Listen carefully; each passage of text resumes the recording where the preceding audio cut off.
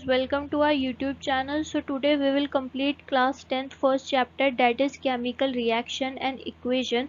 This is part second of the chapter. In part first we have completed the topics which include chemical reaction, chemical equation, writing a chemical equation and balancing a chemical equation. And in this part we will complete rest of the chapter. So let's begin. So we will start from the type of chemical reactions, which include combination reaction, decomposition reaction, displacement reaction, double displacement reaction, oxidation and reduction reaction. Next will be corrosion and last will be rancidity. So let's start with the first heading, that is combination reaction. तो first जो हमारा topic है वो है combination reaction. अब हम यहाँ पे देखें तो हमें यहाँ पे नाम से ही पता चल रहा है कि यहाँ पे क्या हो रहा है, कॉम्बिनेशन हो रहा है, कोई चीज़ हमारी कंबाइन हो रही है या आपस में जुड़ रही है। The reaction in which two और more substances combine to form a new substance is called combination reaction. मतलब ये रिएक्शन में क्या होता है, हमारा दो या दो से ज़्यादा सब्सटेंसेस कंबाइन होते हैं और एक नया सब्सटेंस बनाते हैं, तो उस रिएक्शन को क्या कहते हैं, हम कॉम्बिनेशन रिएक्शन कहते हैं। या फिर a reaction in which a single product is formed from two और more reactants is known as combination reaction. इसमें जो हमें प्रोडक्ट मिलता है वो तो सिंगल होता है, पर जो हम रिएक्टेंट यूज़ करते हैं वो दो ले सकते हैं या दो से ज़्यादा ले सकते हैं। तो इस रिएक्शन को भी हम क्या कहते हैं, कॉम्बिनेशन रिएक्शन कहते हैं। अ large amount of heat is evolve during the reaction. इस रिएक्शन में क्या होगा, एक large amount of heat evolve होगी, मतलब अ लार्ज अमाउंट ऑफ हीट इसमें से निकलेगी। अब यहाँ पे हम एग्जाम्पल देख लेते हैं कुछ कॉम्बिनेशन रिएक्शन के। फर्स्ट है हमारा formation of slaked lime bye the reaction of calcium oxide with water. तो इसमें हमें क्या करना है, इसमें हमें एक small amount of calcium oxide या हम इसे क्विक लाइम भी कहते हैं, बीकर में लेना है। हमने बीकर में ले लिया और उसमें हमें वाटर ऐड करना है। जब हमें इसमें वाटर ऐड कर देंगे फिर हमें इसे क्या करना है, टच करके देखना है। तो हमें क्या फील होगा, हमें वो बीकर जो है थोड़ा वार्म फील होगा, मतलब वो हीट अप हो चुका होगा। ऐसा क्यों हो रहा है, क्योंकि इसमें से क्या निकल रही है, हीट निकल रही है। इसमें क्या होता है, हीट इवॉल्व होती है इन रिएक्शन में। तो यहाँ पे क्या हो रहा है, calcium oxide react vigorously with water to produce slaked lime, या फिर कैल्शियम हाइड्रोक्साइड भी कहते हैं हम इसे, releasing a large amount of heat. यहाँ पे क्या रिलीज हो रही है, हीट रिलीज हो रही है। तो हमारे पास दो सब्सटेंसेज हैं, कैल्शियम ऑक्साइड और एक वाटर, और हमारा एक न्यू सब्सटेंस फॉर्म हो रहा है, डेट इज कैल्शियम हाइड्रोक्साइड या फिर स्लेक्ट लाइम। तो यहाँ पे क्या हो रहा है, कॉम्बिनेशन रिएक्शन हो रही है और यहाँ पे हमारी हीट भी रिलीज हो रही है जिससे हमारा बीकर वार्म हो रहा है। In this reaction calcium oxide and water combine to form a single product calcium hydroxide. या फिर हम ये भी कह सकते हैं कि हमारे पास दो रिएक्टेंट हैं, कैल्शियम ऑक्साइड और वाटर, और हमें यहाँ से क्या मिल रहा है, एक सिंगल प्रोडक्ट मिल रहा है, डेट इज कैल्शियम हाइड्रोक्साइड। तो यहाँ पे क्या हो रही है, कॉम्बिनेशन रिएक्शन हो रही है। तो सेकेंड एग्जाम्पल कॉम्बिनेशन रिएक्शन का है बर्निंग ऑफ कोल। यहाँ पे हमारे पास कार्बन है और ऑक्सीजन है और वो कंबाइन होके क्या बना रहे हैं, एक नया सब्सटेंस बना रहे हैं, that is CO2, that is carbon dioxide. Third है इसमें formation of water from H2 and O2। हमारे पास हाइड्रोजन है और ऑक्सीजन है और ये कंबाइंड होके क्या बना रहे हैं, हमारे पास एक सिंगल प्रोडक्ट बना रहे हैं या फिर एक न्यू सब्सटेंस बना रहे हैं, that is water. We also observe that a large amount of heat is evolved. This makes the reaction mixture warm. हमने अपना जो प्रीवियस एक्सपेरिमेंट करा था उसमें हमने देखा था कि जो हमारा बीकर है वो गर्म हो रहा था, तो वहाँ पे क्या हो रही थी, large amount of heat evolve हो रही थी जिसकी वजह से हमारा रिएक्शन मिक्सचर वार्म हो रहा था, मतलब गर्म हो रहा था वो। The reaction in which heat is released along with the formation of product are called exothermic reaction. तो इन रिएक्शन को हम क्या कहते हैं, एक्सोथर्मिक रिएक्शन कहते हैं, जिन रिएक्शन में हमारी हीट रिलीज होती है और साथ ही साथ हमारा फॉर्मेशन ऑफ प्रोडक्ट होता है। इन रिएक्शन को हम एक्सोथर्मिक केमिकल रिएक्शन कहते हैं।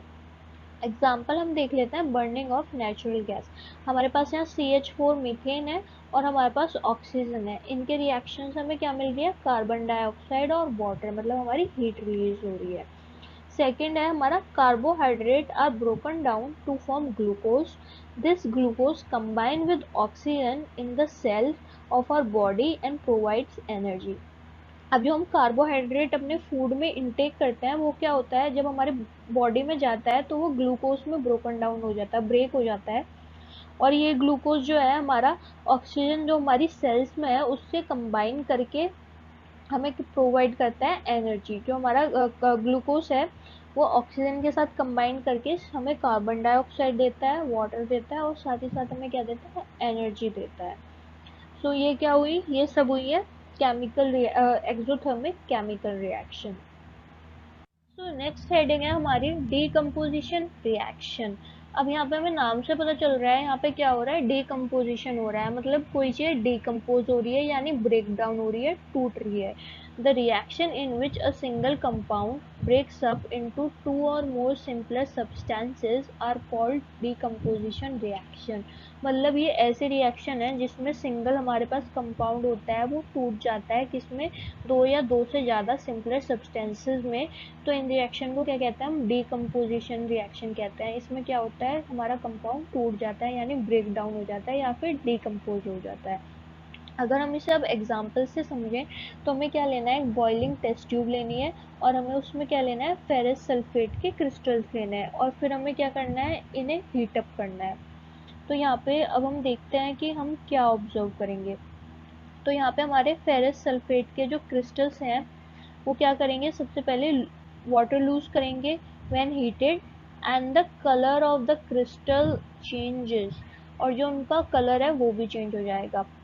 It then decomposes to ferric oxide, और जो वो किस में डिकम्पोज होंगे, वो फेरिक ऑक्साइड में डिकम्पोज होंगे, सल्फर डाइऑक्साइड में डिकम्पोज होंगे और साथ ही साथ सल्फर ट्राईऑक्साइड में कंपोज होंगे। मतलब जो हमारे पास फेरस सल्फेट के क्रिस्टल्स हैं, जो हमारे पास फेरेट सल्फेट के क्रिस्टल्स हैं, वो फेरस सल्फेट के क्रिस्टल्स हमारे जब हीटअप होंगे तो वो किस में टूटेंगे, फेरिक ऑक्साइड में टूटेंगे, सल्फर डाइऑक्साइड में टूटेंगे और सल्फर ट्राइऑक्साइड में टूटेंगे। और जो हमारा फेरिक ऑक्साइड है वो तो सॉलिड होगा और जो हमारे पास सल्फर डाइऑक्साइड और ट्राइऑक्साइड है वो हमारे क्या होंगे, गैस होंगे। You can smell the characteristic order of burning sulphur. जब ये रिएक्शन हो रही होगी तो हमारा जो स्मेल आएगी वो हमें कैसे आएगी, जैसे हमारा कोई सल्फर है वो बर्न जब होता है वैसे ही स्मेल आएगी हमें इस रिएक्शन के वक्त। हमारी जो डिकम्पोजिशन रिएक्शन होती हैं वो डिफरेंट डिफरेंट टाइप से हो सकती हैं। मतलब कैसे, जैसे जो हमारा फर्स्ट है वो है thermal decomposition reaction. When decomposition reaction is carried out by heating it is called thermal decomposition. मतलब जो हमारा डीकम्पोजिशन रिएक्शन होगी, जो हमारा कंपाउंड टूटेगा, डीकम्पोज होगा, अगर वो in the presence of heat हो रहा है, मतलब हीट के प्रेजेंस में हो रहा है, तो वहाँ पे क्या हो रहा है, वहाँ पे थर्मल डीकम्पोजिशन हो रहा है। एग्जाम्पल लेते हैं हम इसमें, decomposition of calcium carbonate to give calcium oxide and carbon dioxide. जो हमारा कैल्शियम कार्बोनेट है या उसे हम लाइमस्टोन भी कहते हैं, वो हीट के प्रेजेंस में क्या होगा, डिकम्पोज होगा। डिकम्पोज किस में होगा, क्विकलाइन यानी कैल्शियम ऑक्साइड में और कार्बन डाइऑक्साइड में। तो यहाँ पे क्या हो रहा है, हीट के प्रेजेंस में हमारी रिएक्शन हो रही है, डिकम्पोजिशन रिएक्शन। तो ये क्या हुई, ये type of thermal decomposition reaction हुई। और ये जो हमारा क्विक लाइम है, ये it has many uses, one is in the manufacturing of the cement. ये जो हमारा क्विक लाइम यहाँ पे कैल्शियम ऑक्साइड बना है, ये किस में यूज होता है, जब हम सीमेंट को मैन्युफैक्चर करते हैं, जब हमारा सीमेंट बनता है तो ये उसमें भी यूज होता है। सेकेंड टाइप है इसमें फोटोकेमिकल डिकम्पोजिशन। फोटोकेमिकल, अब हमें यहाँ पे पता चल रहा है कि सनलाइट के प्रेजेंस में हो रहा है।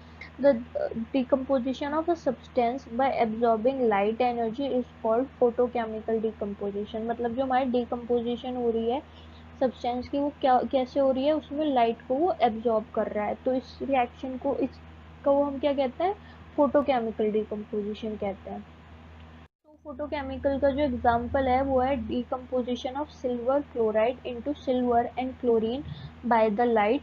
The white silver chloride turns grey in the light. जो हमारे पास AgCl है, सिल्वर क्लोराइड है, वो लाइट के प्रेजेंस में क्या हो रहा है, Ag और क्लोरीन में ब्रेक डाउन हो रही है, मतलब सिल्वर में मिल रहा है और हमें क्लोरीन मिल रहा है, किसके प्रेजेंस में, लाइट के प्रेजेंस में। तो यहाँ पे क्या हो रही है, फोटोकेमिकल रिएक्शन हो रही है जिसमें वो लाइट को एब्जॉर्ब कर रहे हैं और ये क्या होती है, ग्रे हो जाती है in the presence of sunlight.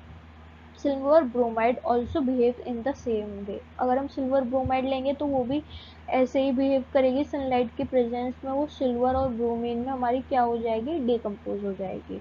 The above reaction are use in black and white photography. जो हम ब्लैक एंड वाइट फोटोग्राफ्स आती हैं हमारी, उसमें हम ये रिएक्शंस यूज करते हैं। थर्ड टाइप है इनमें इलेक्ट्रोलिसिस। अब यहाँ पे भी हमें नाम से पता चल रहा है कि यहाँ पे मतलब इलेक्ट्रिसिटी, इलेक्ट्रिक करंट इन्वॉल्व है। The decomposition of a substance by passing electric current through it is known as electrolysis. तो इसमें क्या होता है, जो हमारा डिकम्पोजिशन होता है, हमारे जो सब्सटेंस ब्रेक डाउन होता है वो कैसे होता है, बाय पासिंग इलेक्ट्रिक करंट, जब हम इलेक्ट्रिक करंट उनमें पास करते हैं। यहाँ पे हम वाटर का एग्जांपल लेते हैं। अगर हम वाटर में इलेक्ट्रिक करंट पास करेंगे तो वो किस में ब्रेक डाउन हो जाएगा, वो हाइड्रोजन और ऑक्सीजन में ब्रेक डाउन हो जाएगा, मतलब अपने सिंपलर सब्सटेंसेस में ब्रेक डाउन हो जाएगा। The decomposition reaction require energy either in the form of heat, light, electricity for breaking down the reactants। मतलब उसे जो रिएक्टेंट को ब्रेक करने के लिए वो एनर्जी डिकम्पोजिशन रिएक्शन में चाहिए होती है, वो किससे होती है, या तो हमें हीट से मिलती है, थर्मल लाइट से मिलती है, फोटोकेमिकल, या इलेक्ट्रिसिटी से मिलती है, that is electrolysis. Reaction in which energy is absorbed are known as endothermic reaction.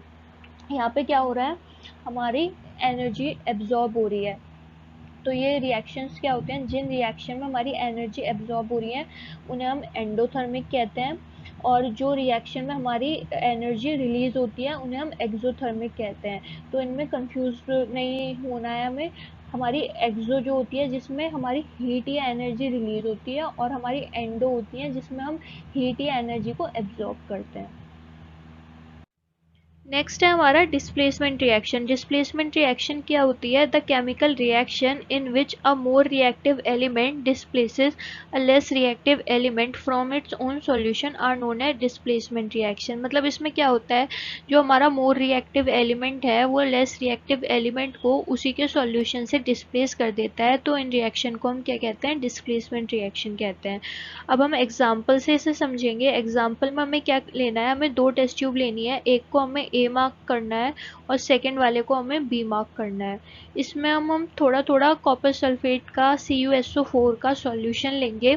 हमें 3-3 ml दोनों में टेस्ट ट्यूब में कॉपर सल्फेट का सॉल्यूशन लेना है। ए वाली को तो हमें एज इट इज छोड़ देना है, और बी वाली में हमें क्या करना है, आयरन नील डिप करनी है।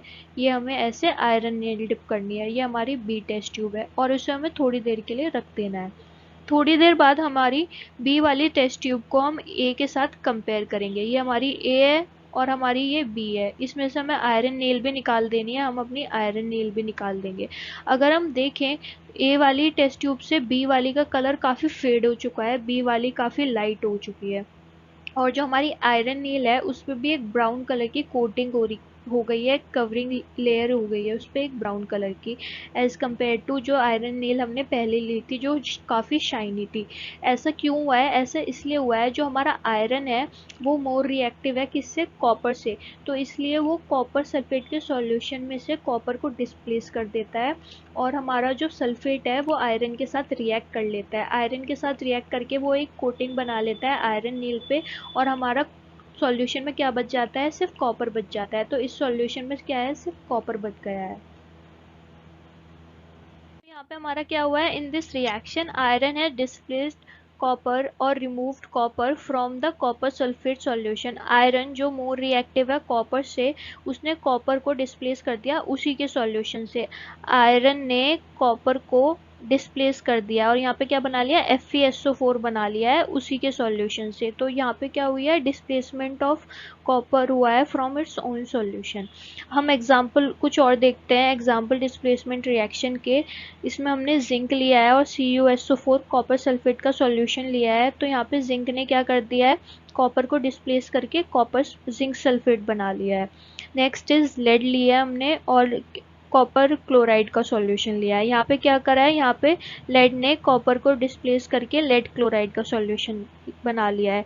Zinc and lead are more reactive element than copper, they displaces copper from its own compound. Zinc और लेड जो है हमारे पास, ये कॉपर से ज़्यादा रिएक्टिव हैं, तो इसलिए ये कॉपर को उसी के सॉल्यूशन से डिस्प्लेस कर देते हैं। तो यहाँ पे क्या हुआ है, डिस्प्लेसमेंट रिएक्शन हुई है। जो हमारी रिएक्शन है वो है double displacement reaction. Reaction in which there is an exchange of ions between the reactants are called double displacement reaction. मतलब इसमें क्या होगा, हमारे जो आयंस हैं रिएक्टेंट्स के उसमें एक्सचेंज होगा और इस रिएक्शन को हम क्या कहते हैं, डबल डिस्प्लेसमेंट रिएक्शन कहते हैं। अब हम इसे एक एग्जाम्पल से समझते हैं।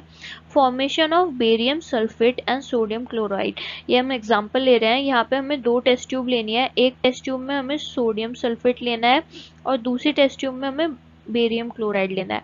अब हमें इससे क्या करना है, इन दोनों को मिक्स कर देना है, इन दोनों सॉल्यूशंस को मिक्स कर देना है। यहाँ पे हम क्या ऑब्जर्व करेंगे, यहाँ पे हम एक वाइट सब्सटेंस ऑब्जर्व करेंगे which is insoluble in water. जब हम इन दोनों को मिक्स करेंगे तो एक हमें वाइट कलर का सब्सटेंस नीचे बनता हुआ नजर आएगा टेस्ट ट्यूब में। This insoluble substance formed is known as precipitate। अब जो हमारा ये सब्सटेंस बना है व्हाइट कलर का उसे हम क्या कहते हैं, precipitate कहते हैं। Any reaction that produces a precipitate is called precipitation reaction। मतलब precipitation reaction क्या होती है, ये वो रिएक्शन होती है, any reaction that produces a precipitate is called precipitation reaction, जिसमें हमारा precipitate फॉर्म होता है, वाइट कलर का insoluble सब्सटेंस फॉर्म होता है, उसे हम क्या कहते हैं, precipitation रिएक्शन कहते हैं।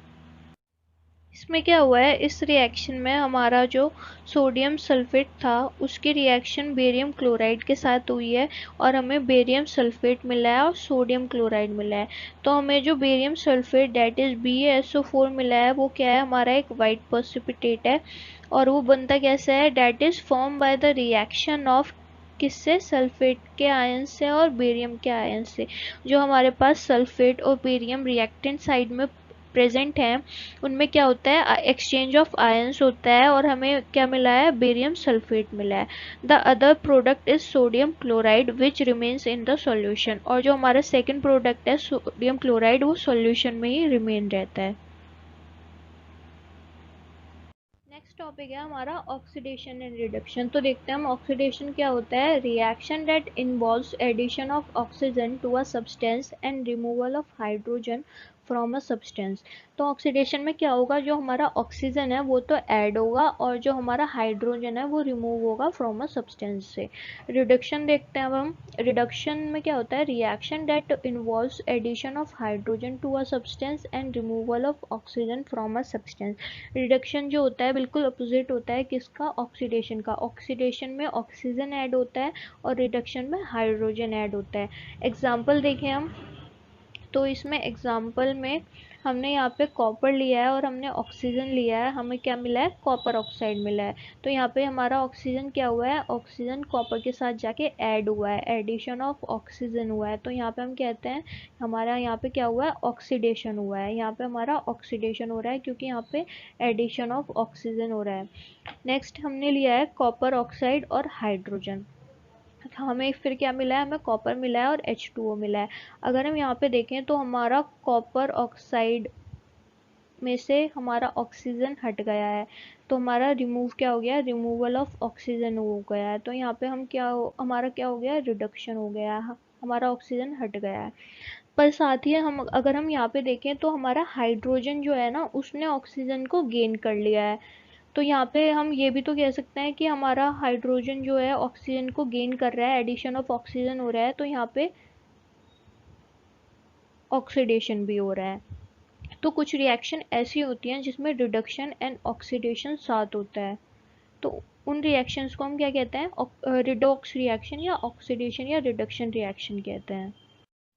The reaction in which one reactant gets oxidized while the other get reduced during a reaction are called oxidation reduction reaction या फिर redox reaction। मतलब इसमें क्या होगा, रिएक्शन जिसमें हमारा एक रिएक्टेंट तो ऑक्सीडाइज होगा और दूसरा हमारा रिड्यूस होगा, ऐसे रिएक्शन को हम क्या कहते हैं, ऑक्सीडेशन रिडक्शन रिएक्शन कहते हैं। एग्जाम्पल हमारा पीछे वाला ही देखते हैं। कॉपर ऑक्साइड में से जब हमने हाइड्रोजन की रिएक्शन कराई थी तो हमें कॉपर मिला था और H2O मिला था। अब इसमें से हमारा ऑक्सीजन रिमूव हो रहा था, तो यहाँ पे क्या हो रहा था, रिडक्शन हो रहा था, कॉपर का रिडक्शन हो रहा था। वहीं हमारा हाइड्रोजन है ऑक्सीजन को गेन कर रहा था, मतलब उस पर एडिशन हो रहा था ऑक्सीजन का, तो वहाँ पे क्या हो रहा था, हाइड्रोजन का ऑक्सीडेशन हो रहा था। तो इस रिएक्शन को, जहाँ पर रिडक्शन और ऑक्सीडेशन साथ हो, उस रिएक्शन को क्या कहते हैं, उन रिएक्शन को हम रिडॉक्स रिएक्शन कहते हैं, या फिर हम ऑक्सीडेशन रिडक्शन रिएक्शन कहते हैं। Next is, if a substance gain oxygen during a reaction, it is said to be oxidized, and if a substance lose a oxygen during a reaction, it is said to be reduced. अगर हम यहाँ पे देखें, यहाँ पे हमारा जो hydrogen है वो ऑक्सीजन को गेन कर रहा है, तो हम इसे क्या कहेंगे, हमारा जो हाइड्रोजन है वो क्या हो रहा है, ऑक्सीडाइज हो रहा है। यहाँ पे अगर वो ऑक्सीजन को गेन करता है तो वो ऑक्सीडाइज होता है, और अगर वो ऑक्सीजन को लूज करता है तो वो रिड्यूस हो रहा है। जैसे हमारा कॉपर है, उसने ऑक्सीजन को लूज करा है, तो वो हमारा क्या हो रहा है, यहाँ पे हमारा रिडक्शन हो रहा है, मतलब जो हमारा कॉपर है रिड्यूस हो रहा है और हमारा हाइड्रोजन ऑक्सीडाइज हो रहा है। अब हमारा आता है करोजन। करोजन क्या होता है, the process of slow conversion of metal into their undesirable compound due to their reaction with oxygen, water, acid, gases etcetera present in the atmosphere is called corrosion. इसमें मतलब ये क्या कह रहे हैं, जो हमारा मेटल है अगर वो एटमॉस्फेयर में प्रेजेंट ऑक्सीजन, वाटर, एसिड या गैसेस जो होते हैं उनके साथ अगर रिएक्ट करता है, तो उसमें क्या होता है, स्लो कन्वर्जन होता है मेटल का, किसमें, अनडिजायरेबल कंपाउंड में। एग्जाम्पल देख लेते हैं हम। First is rusting of iron, लोहे का जंग लगना भी इसका एग्जाम्पल है। Second is green coating on the copper. Copper पे हमने देखा होगा, अगर उसे हम बहुत देर छोड़ देते हैं एयर में तो उसमें ग्रीन कलर की कोटिंग हो जाती है, तो वो भी इसका एग्जाम्पल है। And third is black coating on the silver. Silver में हमने घर में देखा होगा, जो हमारे घर में सिल्वर है अगर वो काफ़ी सालों तक अगर हम उसे छोड़ देते हैं तो वो ब्लैक उसमें कोट हो जाती है। तो ये किसका एग्जाम्पल है, ये भी एक एग्जाम्पल है करोजन का। लास्ट है हमारा रेंसिडिटी। लेट्स सी रेंसिडिटी क्या होता है, the taste and the odour of food material containing fat and oil changes when they are left expose to the air for a long time, this is called rancidity. मतलब ये क्या कह रहे हैं, जो हमारा फूड मटेरियल है अगर हम उसे बहुत देर तक एयर में एक्सपोज कर दें या एयर में छोड़ दें, तो वो क्या होता है, उसका एक बैड टेस्ट हो जाता है और एक बैड स्मेल हमें मिलती है। तो इस प्रोसेस को क्या कहते हैं, हम इस प्रोसेस को रेंसिडिटी कहते हैं। It is cause due to the oxidation of fat and oil present in the food material. ये किसकी वजह से होता है, ये जो हमारे फूड मटेरियल में फैट या ऑयल प्रेजेंट होते हैं उनका क्या होता है, ऑक्सीडेशन होता है, जिसकी वजह से हमें एक काफ़ी बैड स्मेल और टेस्ट हो जाता है हमारे फूड मटेरियल का। It can be prevented by using various method such as adding antioxidant to the food material. हम इसे प्रिवेंट कैसे कर सकते हैं, फर्स्ट इज हम इसमें एंटीऑक्सीडेंट ऐड कर सकते हैं, स्टोर कर सकते हैं फूड को in a air tight container. Air tight container में फूड को हम स्टोर कर सकते हैं।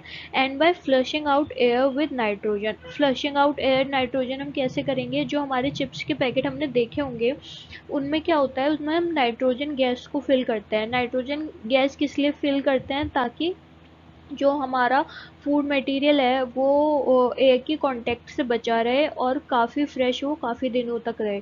तो इसे रेंसिडिटी के प्रोसेस को कम करने के लिए हम उसे फ्लश आउट करते हैं नाइट्रोजन से। Thanks for watching our video and please do like, share, comment and subscribe to our channel.